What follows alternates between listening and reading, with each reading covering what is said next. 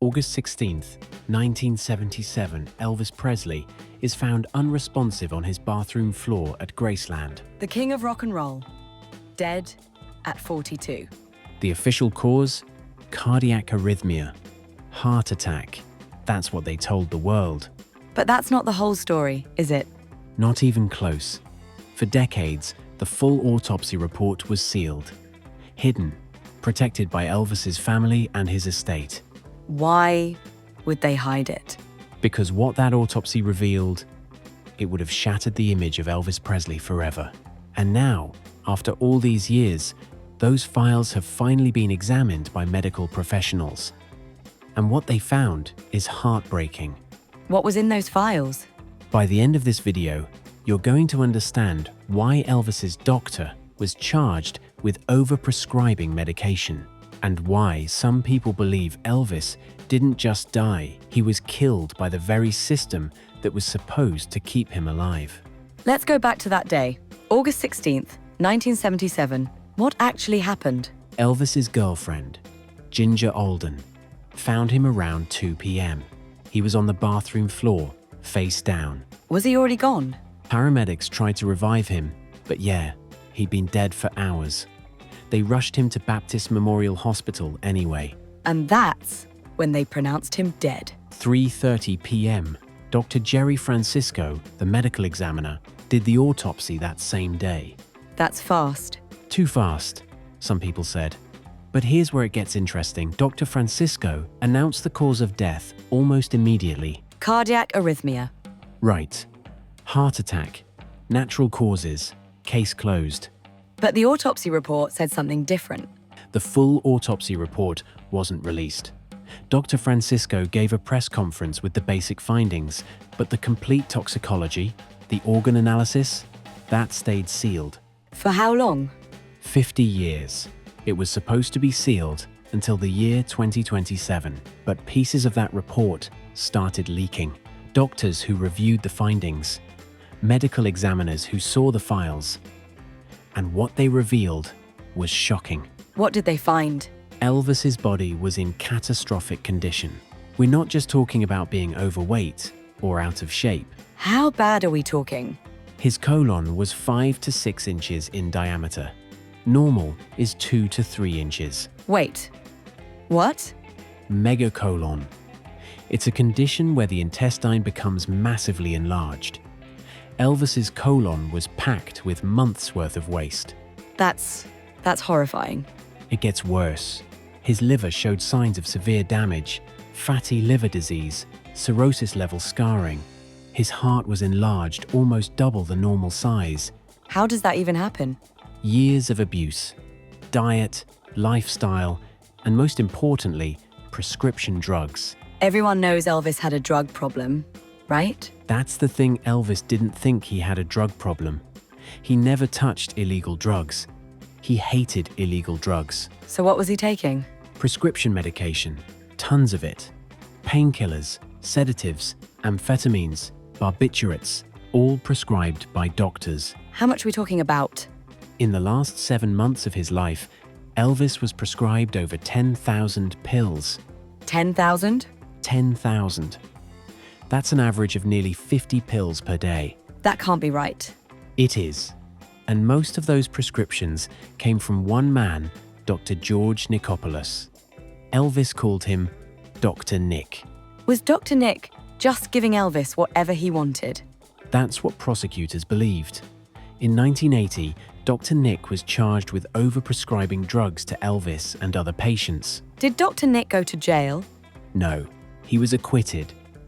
The defense argued that Dr. Nick was actually trying to control Elvis's drug use, not enable it. How does that work? The argument was that Elvis was going to get drugs no matter what. So, Dr. Nick prescribed them in controlled amounts to keep Elvis from going to street dealers or other doctors. That sounds like enabling with extra steps. A lot of people thought so, but the jury believed Dr. Nick was trying to help. What did the autopsy say about the drugs in Elvis's system? That's where it gets complicated. The toxicology report showed multiple drugs: codeine, morphine, Valium, Quaaludes, and more. That's a cocktail. It is. But here's the twist. None of the drugs were at lethal levels individually. So, what killed him? The combination. Polypharmacy. When you mix that many drugs, even at safe levels, they interact. They slow your breathing, depress your heart rate, shut down your organs. But there's something else the autopsy revealed that most people don't know about. What? Elvis's brain. His brain? During the autopsy, they found evidence of severe damage. Not from drugs, from years of head trauma. Head trauma? From what? Falls. Elvis had been falling a lot in his final years. On stage, at home, in hotel rooms. He'd hit his head multiple times. Did anyone know how bad it was? Apparently not. Or if they did, they didn't say anything.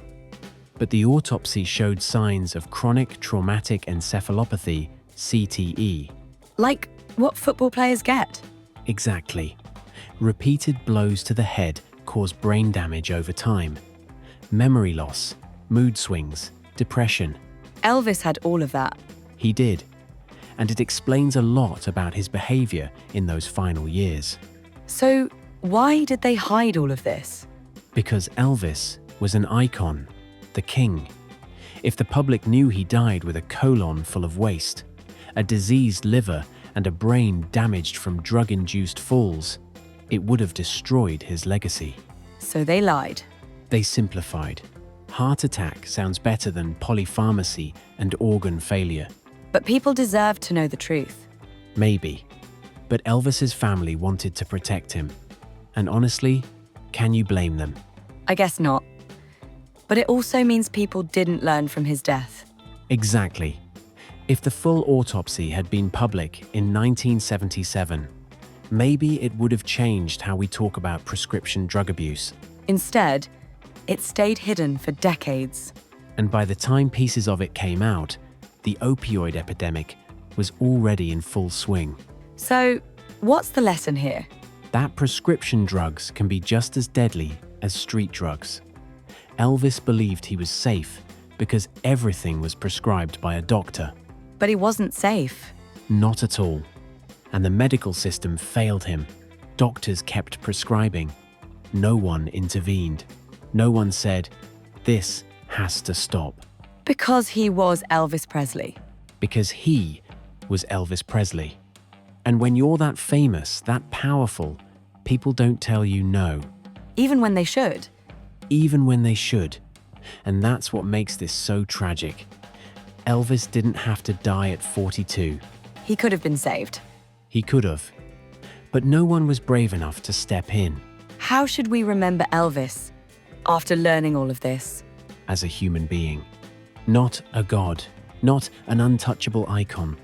A man who struggled, who made mistakes, who was let down by the people around him. And whose death could have been prevented? Absolutely. Elvis's story is a cautionary tale. About fame, about addiction, about the dangers of yes men and enablers. But also about his incredible talent. Always. Nothing in that autopsy report changes the fact that Elvis Presley was one of the greatest performers who ever lived. The king of rock and roll. Forever. If this story opened your eyes to the truth about Elvis's death, make sure you subscribe and hit that notification bell. We've got more untold stories from music history coming your way. And let us know in the comments, were you shocked by what the autopsy revealed? Or did you already know the truth? Stay tuned for more content. Peace.